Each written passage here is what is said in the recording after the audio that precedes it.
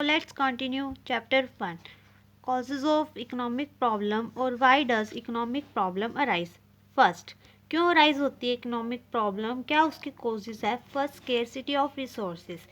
Availability of resources is limited in relation to need for them, their demand. A human being faces the economic problem when supply of resources is short as compared to their demand. इसका क्या मतलब हुआ?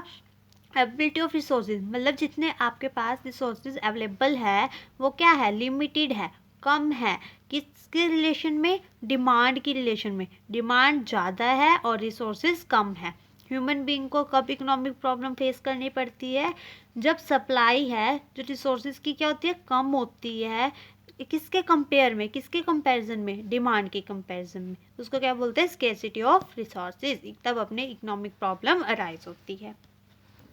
Second point, unlimited human wants.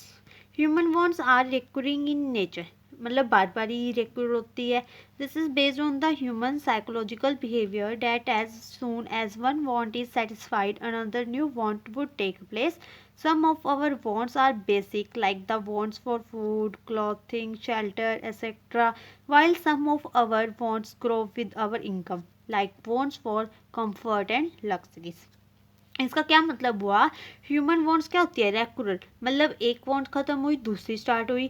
किस पे? Psychological behaviour ही ऐसा है human का, जैसे कि एक वॉन्ट सेटिस्फाई और दूसरी वॉन्ट जनरेट हो जाती है। कुछ वॉन्ट्स अपने बेसिक से रिलेटेड होती है, जैसे कि जो सिंपल चीज़ें होगी, फूड, क्लॉथिंग, शेल्टर से। और जो बट कुछ वॉन्ट्स किससे होती है? इनकम से ग्रो हो जाती है। जैसे इनकम बढ़ती रहती है, वॉन्ट्स भी जनरेट होती रहती है, जैसे कि कम्फर्ट्स और लग्जरीज। और जिसकी वजह से क्या हो जाती है? इकोनॉमिक प्रॉब्लम अराइज होती है। Third, resources can be put to alternative uses. Choice is to be made between different uses. When we opt for one want, we have to forgo the other. इसका क्या मतलब हुआ?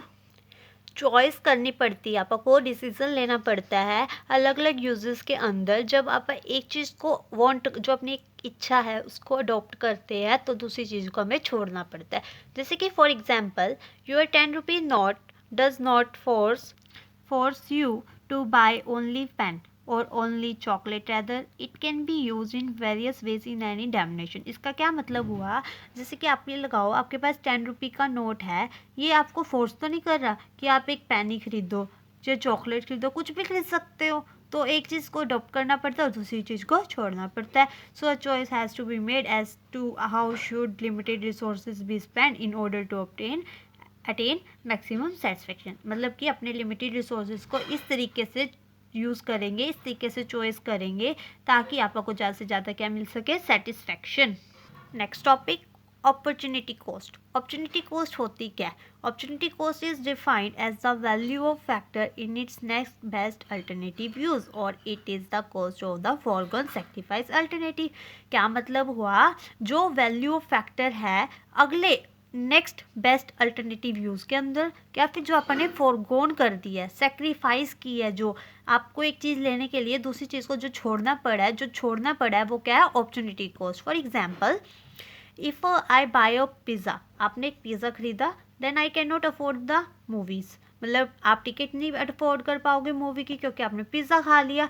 तो question क्या हुआ? What is the opportunity cost of buying pizza?